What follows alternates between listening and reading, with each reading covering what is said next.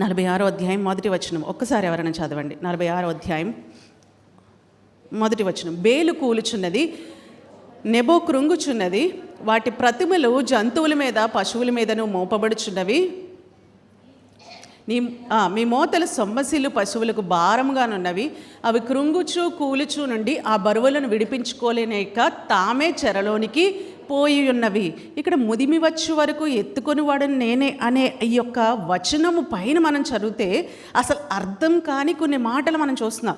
బేలు కూలుచున్నది, Nebo కృంగుచున్నది అని చూస్తున్నాం. అసలు ముదిమి వచ్చు వరకు ఎత్తుకొని వాడని నేనే అనే మాటకి బేలు కూలుచున్నది అనే మాటకి అసలు సంబంధం ఏంటి? అసలు ఎవరి ఈ బేలు, ఎవరి నెబో అని మనం చూసుకుంటే, ఈ బేలు, ఈ నెబో అనే వాళ్ళు ఎవరంటే ఇశ్రాయేలుకి వ్యతిరేకంగా ఉన్న బబులోను యొక్క ప్రతిమలు, వారి చేతి పనులు అనమాట. వాళ్ళ చేతితో చేసుకున్నటువంటి ప్రతిమలు, బొమ్మలు.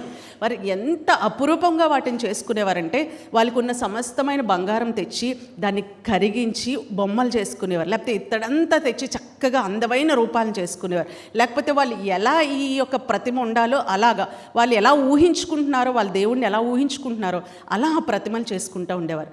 చేసుకున్నదంతే కాదు, వారు ఆ యొక్క ప్రతిమలను ఎక్కడ ఉంచేవారంటే వారు ఉంటున్నటువంటి ప్రాంతాల మధ్యలో ఎత్తైన స్థలంలో వాటి ఉంచి, అంతేకాదు వాటికి చక్కగా అన్నీ కూడా సమర్పించి, ఏమేమి సమర్పించేవారంటే పూలను సమర్పించేవారు, పళ్ళను సమర్పించేవారు. అంతతో ఆగేవారు కాదండి, రక్తాన్ని సమర్పించేవారు, బిడ్డలను సమర్పించేసేవారు.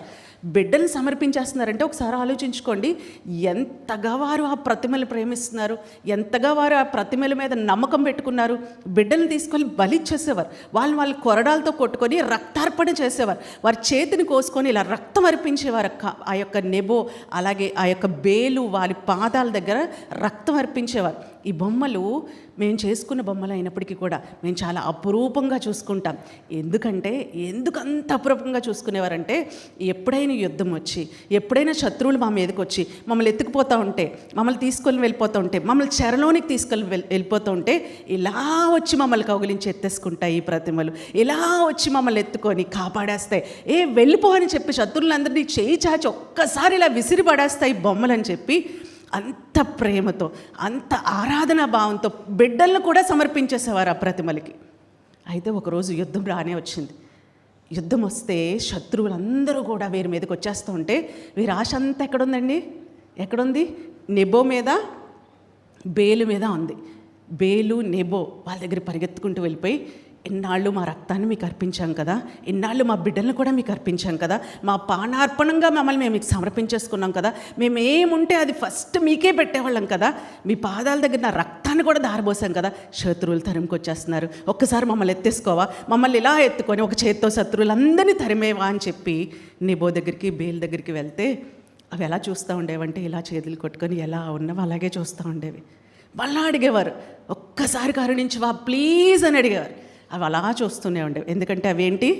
ప్రతిమలు, బొమ్మలు. నెబో అలాగే బేలు చూస్తూ ఉండేవారు. చాలా ఆశతో చూస్తూ ఉంటే శత్రువులు వచ్చి దగ్గరికి వచ్చేస్తుంటే, దగ్గరికి వచ్చాకన్నా కాపాడుతారు వీళ్ళని చెప్పి వాళ్ళ వైపు అలాగా ఆరాధన భావంతో చూస్తూ ఉంటే శత్రువులందరూ వచ్చి ఇలా పట్టుకొని తీసుకొని వెళ్ళిపోతూ ఉండేవారు, కట్టేసి తీసుకెళ్ళిపోతూ ఉండేవారు.